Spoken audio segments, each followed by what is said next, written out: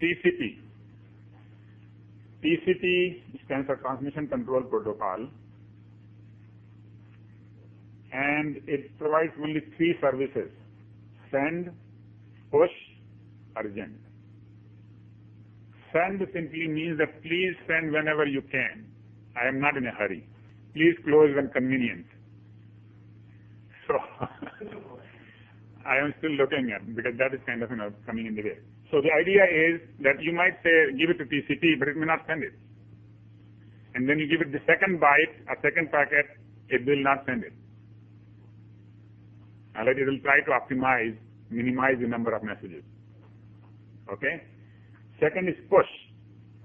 Push means I want to send it now.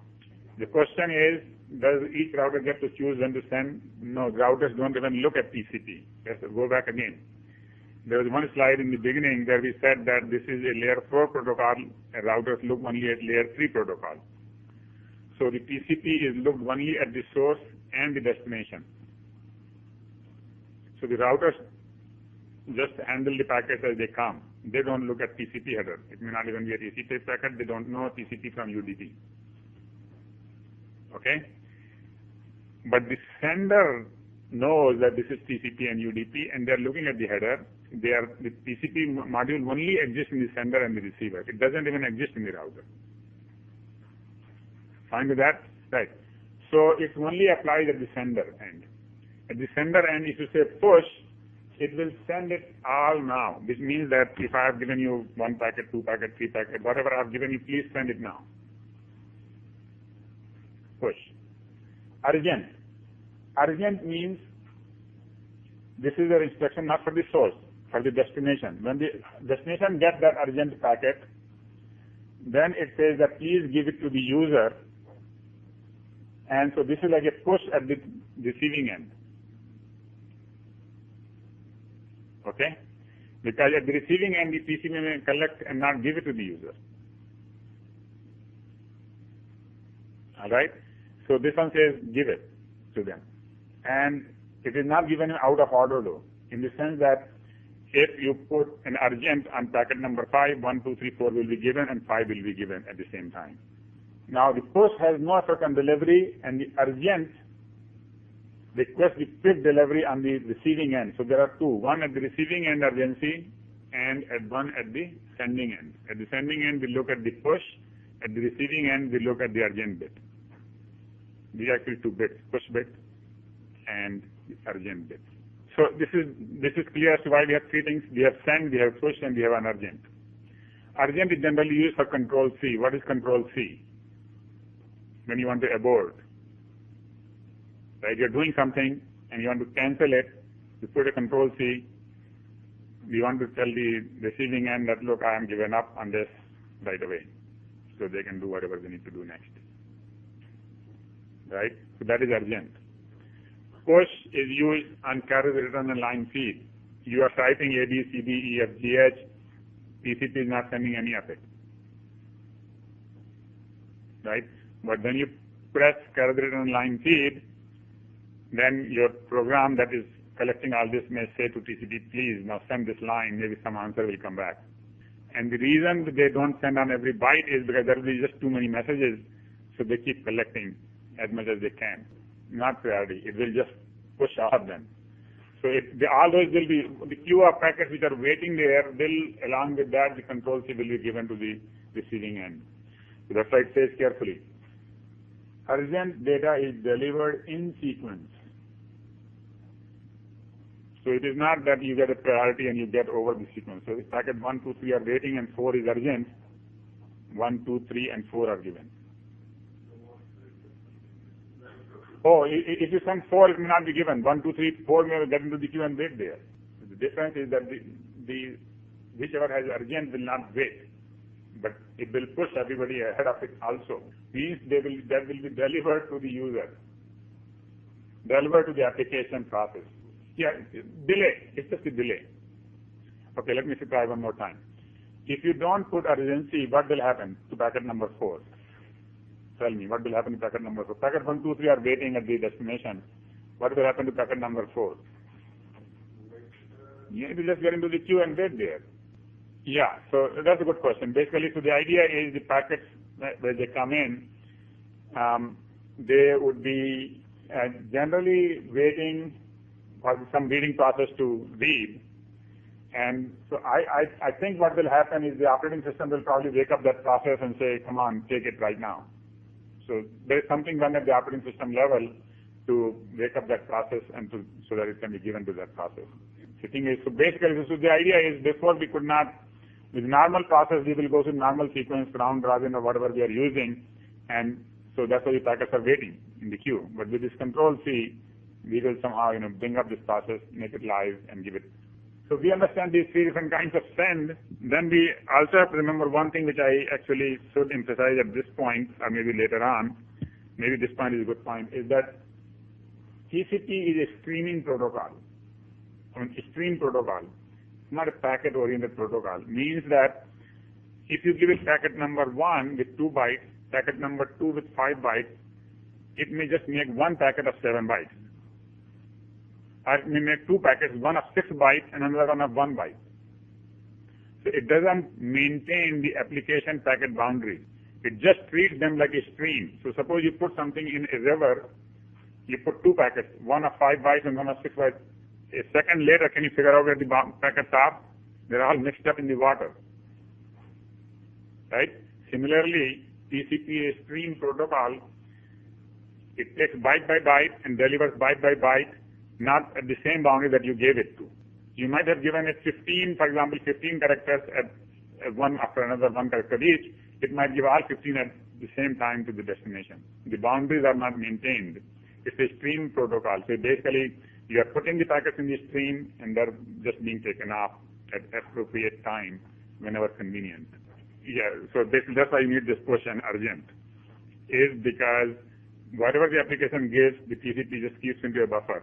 And you might give more and it will keep into the buffer and then it will send it whenever it thinks is the right time to send it. But at that point, it may make a right size packet and send it, so it may not send everything. Same thing, it just gives the bytes as they come in. It generally gives, as the process wakes up, we give it to the process. But the important thing to notice is that the boundaries are not maintained. The packet boundaries are not maintained. It's just that you will get every byte in the order it was given here. It will come out exactly in the same order there. So it's basically a byte-oriented protocol. Byte-oriented protocol. If you give it 17 bytes with 1, 2, 3, 4, 5, 16, up to 17, it will give exactly the same order, 1, 2, 3, 4, 5, up to 17. There is no boundary. Variable size, most applications are variable size packets, but if you want that now is the end, for example, you want to do HTTP and you saw the HTTP message. You have a GET and you have the URL and you have all these fields and then you have a blank line, something. At that point, you really want to send the message because if you didn't send the message, you won't get a response. So you will put a push. After the first line, which says GET, you are not going to put a push. You will say GET, URL, blah, blah, blah. If modified, since you can also, but at the end, when you really want the response, you say push. Then the message will be sent. Is that clear now? The streaming part? If it's not clear, ask again. Basically, it sends only when you say push, or it can send it also. The thing is, remember the days it was designed, this time the main application was Telnet. And Telnet means remote desktop or something like that. And people were typing, and if every character was sent, there will be too many messages. So they said, what TCP will do is it will wait for 200 milliseconds. If there is a second character comes in, maybe it will not send, and then it will send after if there is nothing to type for 200 milliseconds, or 200 milliseconds have passed anyway. So there will be one packet per 200 milliseconds is a byte. Yeah, that's the thing I wanted to say. That's the thing, it's all packet-oriented protocol, but the TCP deals in bytes, and it sends bytes. So this is okay. So this will become more clear as you go into this one, is because everything, acknowledgement and everything is in bytes, not in packets. So then you say, Act 13, it means that I received 13, I am expecting 13th byte. Okay? So maybe that is another way to think about is that the TCP is a byte-oriented protocol. So the header. The header has a source port, 16 bits, destination port, 16 bits, sequence number, 32 bits, ACK number, 32 bits, data offsets, 4 bits, reserved 6 bits, then 1 bit of U, A, P, R, S, S, then 16 bits of Windows, 16 bits of checksum, 16 bits of urgent, and some option fields, some length, and padding of some length, and then the data. So all of these numbers are the bit lengths of the field. Yeah, so I'm going to come to those numbers, and I'm going to go through each of the fields one by one, and we'll talk about what is UA, PRS, what is sequence number, and all that. But right now, this is the whole picture before I go into the field by field. The whole picture of the TCP packet. Actually, that's another thing. TCP's packets are called TCP segments. So a TCP segment has this header all the way up to here and then followed by data. Okay? So in the TCP-IP world, every layer had a name for its unit, and that name for the TCP is segment. Another way to represent the same thing is in a two-dimensional fashion. Sometimes they present it in, I like it in one dimension like this. So every field is clear. But some books do use it in two dimensions, and your book probably uses the same format. Is source port 16 bits, destination port 16 bits, sequence number 32, tag number 32. Now the only thing we hear is not clear is how many is data offset, how many is reserved, and how many are these. So you really need to know that this is 4 bits, this was 6 bits, and so on and so forth.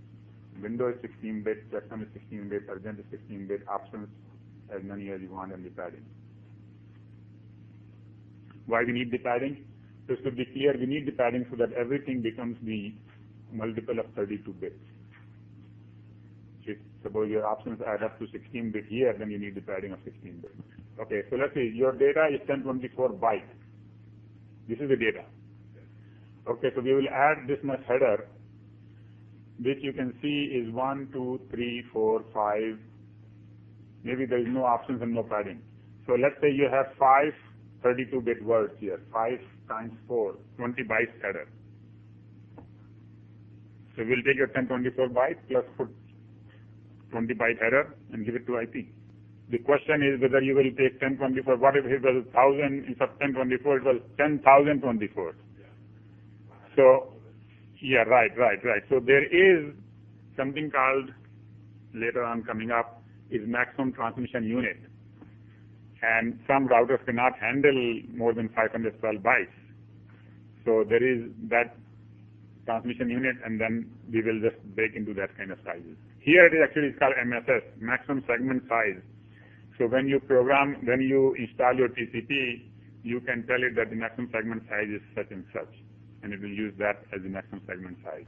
What I meant was, it really does all its accounting and transmission in bytes rather than, basically bytes, in the sense that, so when we see this sequence number, ACK number, it will become more clear that what I mean by bytes. It doesn't really say that I'm sending you 2 packets or 2 segments. It says I'm sending you 13 bytes. So all the accounting in TCP is in bytes, not in packets, not in words. So let me just come to that point in a minute. Source port.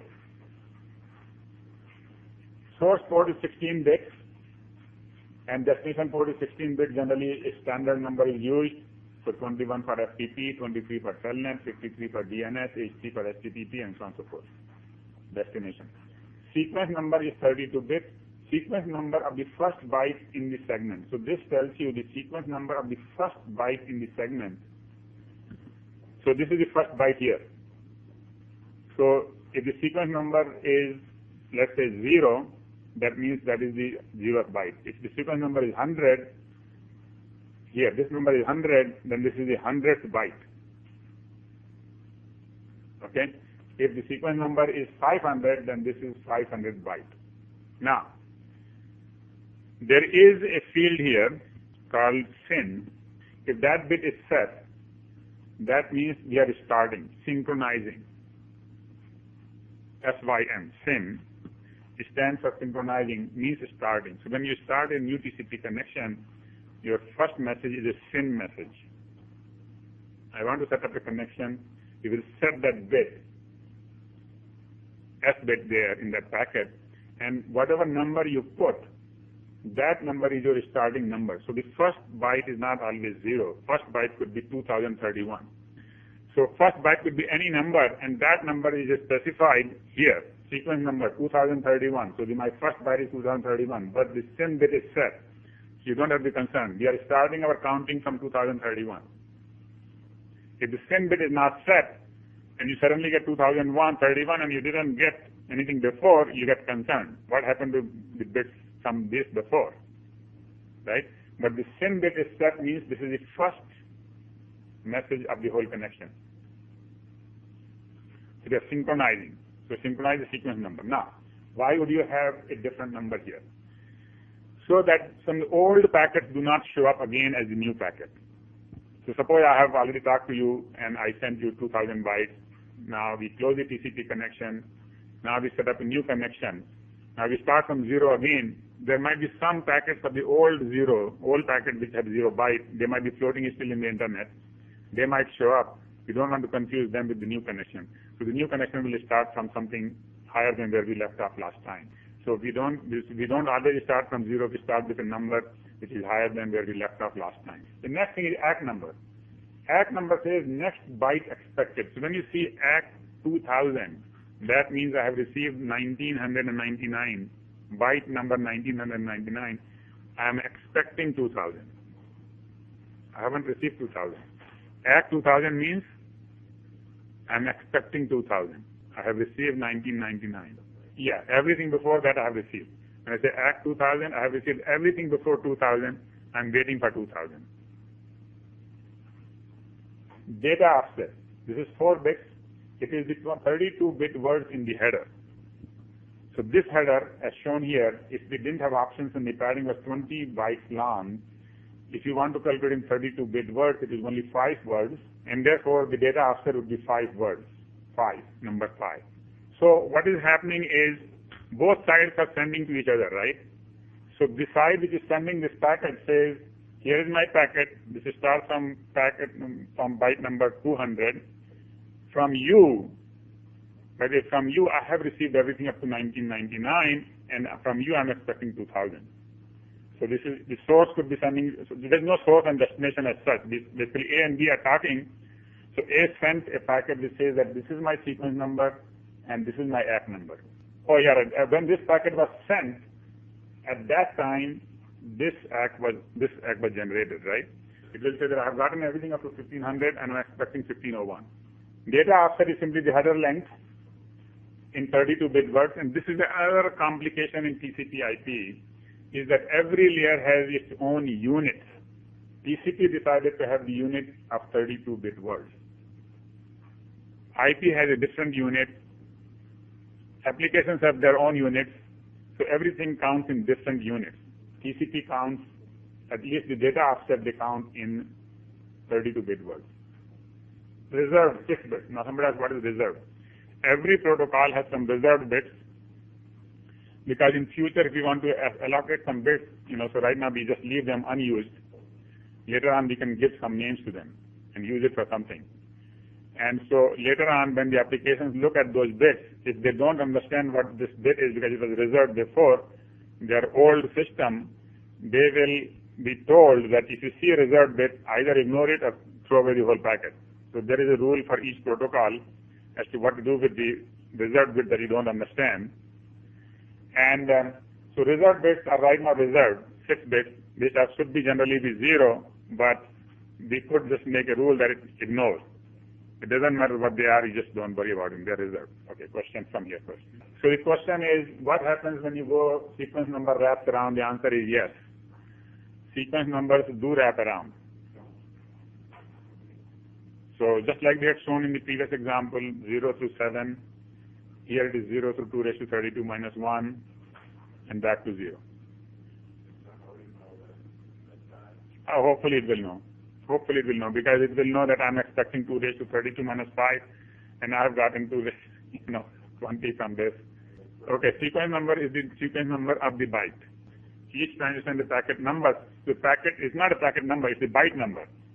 So it will be, the sequence number will go up by the number of bytes in the previous packet.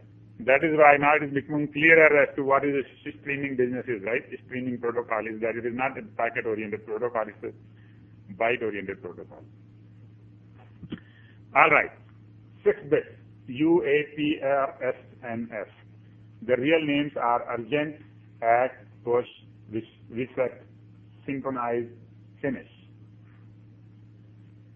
So urgent, we already know. If this bit is set, then the destination knows that this is urgent. Oh, actually this means that this is urgent and that the urgent pointer field is significant. So there is an urgent pointer here. This is the whole thing is a pointer, but this can be ignored. It will be ignored if this bit is not set. When this bit is set, then there is real urgent stuff, and this pointer will tell you what is urgent. All right, urgent pointer. Act field is significant. If this bit is set, then the act field is significant. Push function. So this packet was pushed. Reset connection. So when there is a problem, the source may say, sorry, I think our sequence numbers are all messed up, and so let's reset the connection, and here's my new, let's start a new connection. Synchronize the sequence number. Syn means start, and syn means finish. Okay, maybe your partner can tell you the next.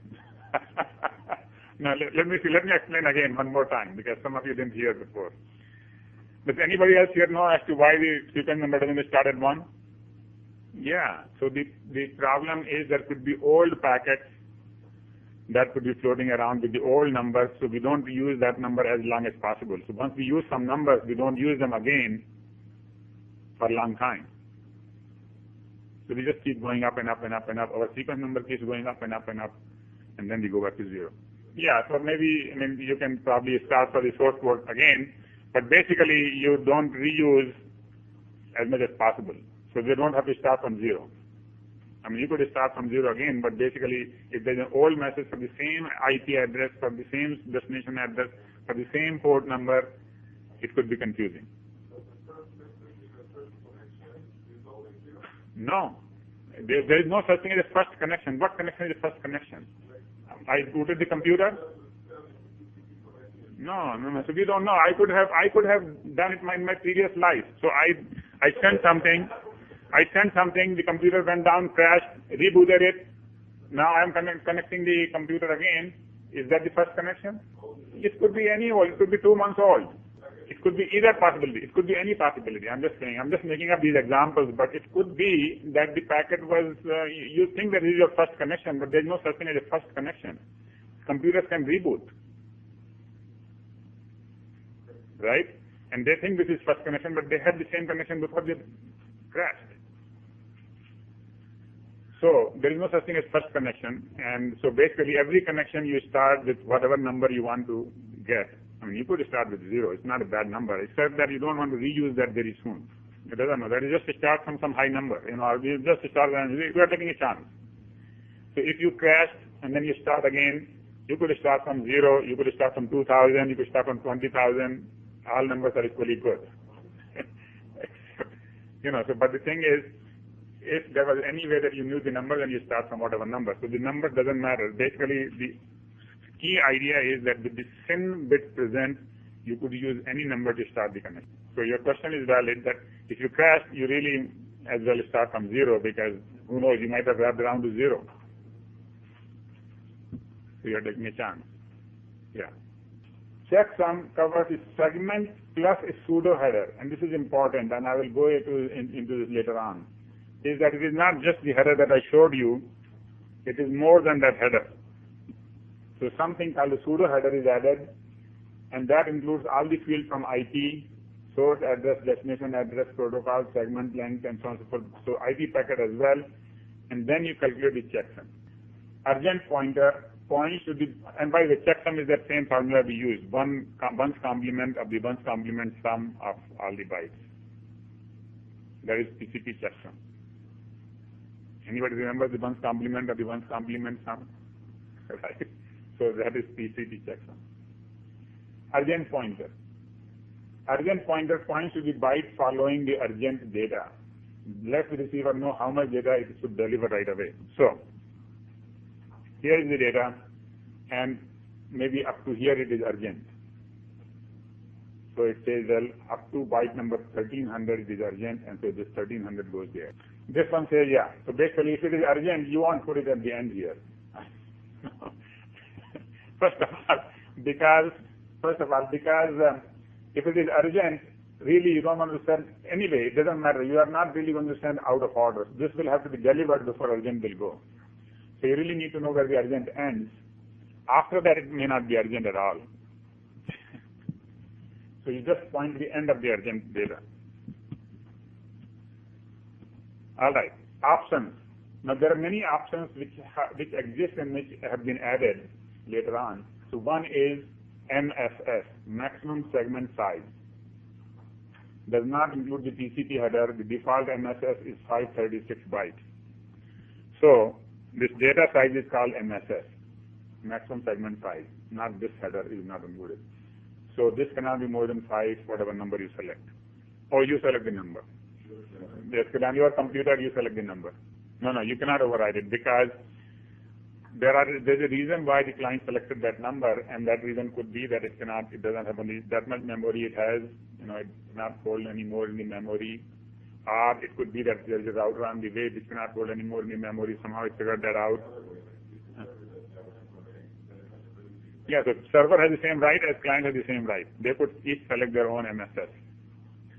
Now, I see what you're coming to now. You're coming is that if the server says I want to use 2,000, maybe 2 million my MSS, then the client says, wait a minute, I have only 536 bytes memory. So it is actually then rejected. The connection will be rejected. So it will put MSS of whatever number, the other side can reject that.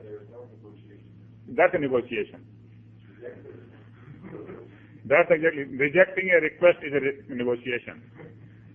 Does it make sense? So suppose you send me 2,000 as a required MSS, I say reject. I don't send you any acknowledgement for that, basically. So there's a negotiation. Window scale factor. So initially when this was designed, we had windows of 4, 5, 6, 7, 8, and now we have windows of 8,000. There's not enough space in the window field to put that number. So what we do is we have a scale factor, and we multiply the power of 2 with that window. So the number, this window which used to be in bytes, now it could be in kilobytes, megabytes, whatever you need the unit to be. So there's a multiplier. Selective ACK permitted. So that's another option, is that please give me a bitmap of the packets received. So you don't have to, so you can just say I received 16, I received 17, I didn't receive 18, then I received 19. So actually it's not by packet numbers, it is again by byte numbers. Selective ACK. Timestamp. That please timestamp the packets so that I can measure somehow what the delay is. No op means nothing, it is just a filler. End of options, basically no more options. So the options are basically always, so they have a kind 0, type 0, length is 1, end of valid options. Kind 1 is length is 1, is no op. Kind 2 is length is 4, is maximum segment size. The option 3 is window scale factor, the length is 3 bytes. And type 8 is timestamp 10 bytes. All right, end of options. Stop looking for further options. No op means ignore this, and MSS does not include the TCP header. So remember that part. Maximum segment size.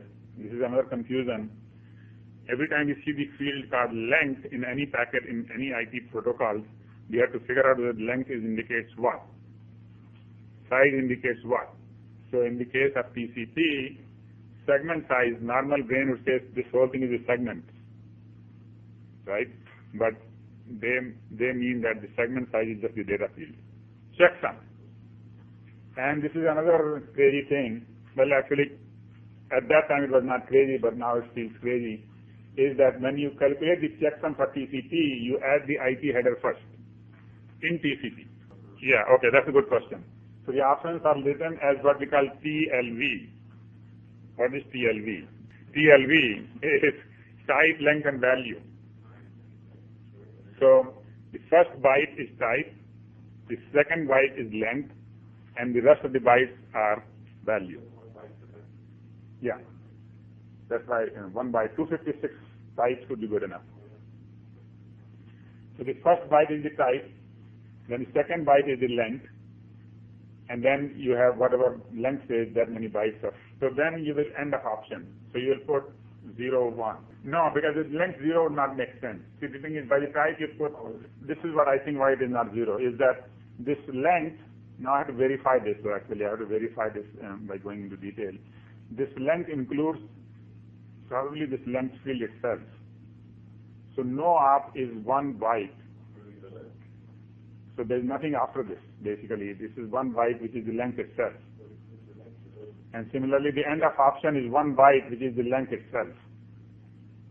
This is all arbitrary decision. The thing is, in those days, 1974, somebody sat down, one person, which his name was Vince Cerf, by the way, you all know. So Vince Cerf sat down and wrote a protocol, whatever he thought was right? And so now people will question it much more. So now it looks like if you follow the same logic, then you will be left with 3 bytes, and window scale factor for 2 bytes. I have to verify this though. That's why I'm saying I'm not sure what this length field is, because you asked the question why it is 1 here. I was thinking that no op could say 0. So before you do the checksum, you put a header of IP header here. So you put the IP header will contain source address, destination address, zeros, protocol type, and TCP length. You put this pseudo header, means it doesn't really exist because this is TCP, right? But you put that header and then you do the checksum. And then you give it to IP. IP will put the real header. When you receive it back, IP will remove its header and give it to you back, this part, your TCP packet. Then you put this pseudo header back again and calculate the checksum. So this is a clear layer violation, because TCP cannot run on any protocol other than IP because of this, because this header does not belong to any other protocol.